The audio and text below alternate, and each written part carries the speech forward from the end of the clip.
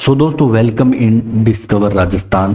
तो आज अपने जो बिपरजॉय तूफान है इसके बारे में, जो साइक्लोन बिपरजॉय है इसके बारे में जानेंगे। तूफान कैसे उत्पन्न होते हैं, कौन इनका नामकरण करता है, हर बार कौन सा देश करता है, क्या इनकी टर्म्स एंड कंडीशन है जो नाम करने की है, जो नाम देते हैं तूफानों को, वो सारी चीजें जानेंगे।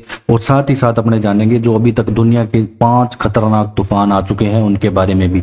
ये देख सकते हो आप, द टाइम्स ऑफ इंडिया का आर्टिकल है। और अभी यहाँ पे सेना लगा दी गई है दोस्तों, 30,000 लोगों को यहाँ पे जो कोस्टल एरिया में रहते हैं। मेन गुजरात से एंटर कर रहा है ये, कच्छ की खाड़ी सौराष्ट्र में ज़्यादा इफेक्ट डाल रहा है। और राजस्थान के भी कई जिलों में यहाँ पे बहुत तेज गति से हवा चलने की और वर्षा आने की संभावना हो सकती है, जिसमें से बाड़मेर, जोधपुर और अजमेर जिलों में आपको प्रभाव देखने को मिल सकता है। अब एक वीडियो मैं यहाँ पे दोस्तों प्ले कर रहा हूँ, उसमें आप देख सकते हो कि इसकी रफ्तार देखो 165 किलोमीटर प्रति घंटा है। ये पूरा यहाँ पे देखो साइक्लोन बन रहा है और ये एंटर देख लो जोधपुर तक, ये इसके ऐसे जाएगा। ये देखो आपके पाकिस्तान पे भी प्रभाव डालेगा थोड़ा। और ये देख सकते हो इसकी रफ्तार आप बदल रही है, धीरे धीरे कम ही होगी। अभी जून 14 की देखें तो 165 किलोमीटर प्रति घंटा की इसकी रफ्तार है। प्रेशर की बात करें तो 951 HPA इसका प्रेशर है। ठीक है, धीरे धीरे जून 17 तक लूज हो जाएगा ये। ठीक है, पहले इसकी रफ्तार थी 185 किलोमीटर। ओके, अब अपने चलते हैं दोस्तों नेक्स्ट स्लाइड पे। नेक्स्ट स्लाइड पे चलते हैं, 1 सेकंड।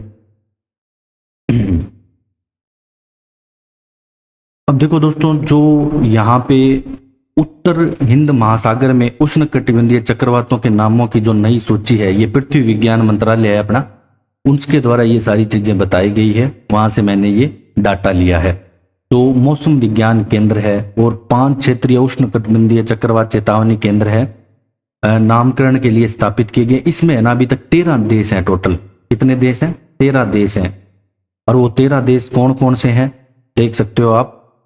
बांग्लादेश, भारत है, ईरान है, Maldives, Myanmar, Oman, Pakistan, Qatar, Saudi Arab, Sri Lanka, Thailand, संयुक्त अरब अमीरात, यमन, ये सारे 13 देश इसके अंदर है। ये क्या है कि टर्म्स होता है इनका, मतलब पहले एक देश नाम दे देगा और इनके नामों की सूची है ना पहले ही बनी होती है कि ये वाला आगे आएगा तो इसके तूफान का नाम ये देंगे। और इससे क्या फायदा होता है, मतलब क्या मदद मिलती है?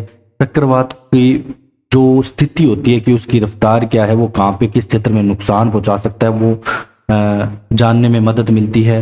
विकास के बारे में जागरूकता पैदा होती है। किसी क्षेत्र पर टीसी के एक साथ आने में, जो भ्रम को दूर करने में, टीसी को आसानी से याद रखने में, त्वरित और प्रभावी तीव्र व्यापक आबादी के बीच चेतावनी प्रसारित करने में भी इस चीज में आसानी होती है। ठीक है, अब देखो क्या हुआ था कि 2000 में मीटिंग हुई थी एक मस्कट में, ठीक है, उष्ण कटिबंधीय चक्रवात PTC पर। और इसके 17वें में ओमान ने क्या है कि जो सल्तनत ने बंगाल की खाड़ी और अरब सागर के उष्ण चक्रवातों को नाम देने के सैद्धांतिक तौर पर सहमति जताई थी। बाद में फिर 2004 में है ना 8 देश यहाँ पे और मिल गए थे। ठीक है, बाद में यहाँ पे टोटल अभी वर्तमान में 13 देश हो गए। 45वीं सत्र के दौरान एक देश को यहाँ पे और 5 नए, ऐसे धीरे धीरे करके टोटल 13 सदस्य यहाँ पे हो गए। वर्तमान में अभी 13 हैं। ठीक है, अब नेक्स्ट अपने चलते हैं कि इसकी कंडीशन क्या है। कि अगर आप मान लो तूफान का नाम रखते हो, देखो बिपरजॉय का नाम मतलब होता है आपदा। ठीक है, अगर आप मान लो तूफान का नाम रख रहे हो तो कोई पॉलिटिकल पार्टी से संबंधित नहीं होना चाहिए, कोई धर्म नहीं होना चाहिए उसमें, रिलीजियस कल्चर नहीं होना चाहिए, और जेंडर, ये 4 चीजें यहाँ पे नहीं होनी चाहिए। Name should be chosen in such a way that doesn't hurt the sentiment of any group of population. ठीक है, किसी भी देश के नागरिकों को हर्ट ना करे। It should B a very ह्यूड और क्रूअल नेम भी नहीं होना चाहिए, जैसे बहुत ऐसे खतरनाक कोई भी नाम हो, क्रूअल नेम नहीं होना चाहिए। It should be short, easy to pronounce and should not be offensive to any member. तो ऐसा नाम होना चाहिए कि जो आसानी से आप ले सकते हो। The maximum length of the name will be 8 letter. तो ये मोस्ट इंपॉर्टेंट है दोस्तों, अगर आप कोई भी तूफान का नाम रख रहे हो तो उसमें सिर्फ 8 लेटर होंगे मैक्सिमम। तो ये आप नोट कर लेना, 8 लेटर होंगे। और the panel reserve to the right reject any name if any of the criteria above is not. तो ये पैनल बना होता है जो ये डिसाइड करता है कि हाँ भाई इस तूफान का नाम सही है, इसको सूची में शामिल कर लो।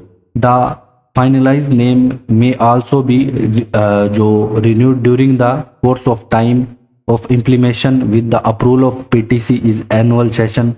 ठीक है, ये पहले ही क्या बना के रखते हैं पूरा, ये देख सकते हो आप, पहले यहाँ पे बना रखा है। अब ये जो बिपजोरॉय नाम दिया है किसने दिया था, बांग्लादेश ने दिया था। इसके अलावा जो निसार्गा और अर्नब या ओरनब, इसे आप प्रोनाउंसिएट कर सकते हो, उपकुल, उपोकुल।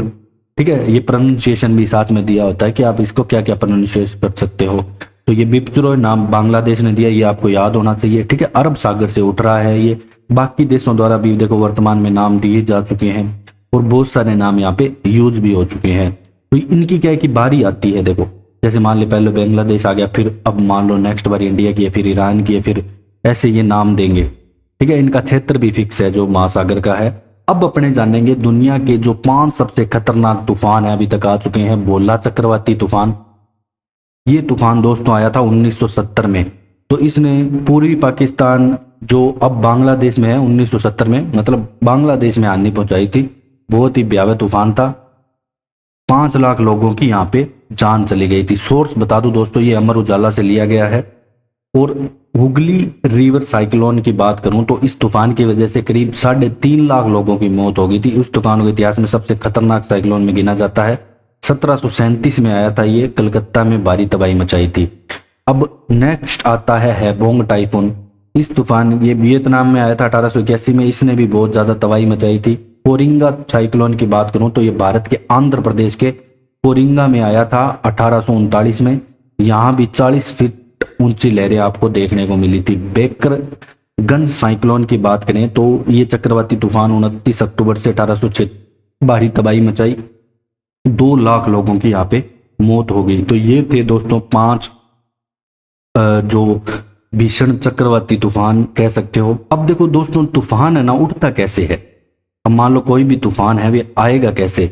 अब क्या होगा कि जो आपको पता होगा, जो कोस्टल एरिया होता है वहां पे टेम्परेचर लगभग 28 डिग्री के आसपास रहता है, इससे ज़्यादा रहता है, गर्म हवाएं रहती है।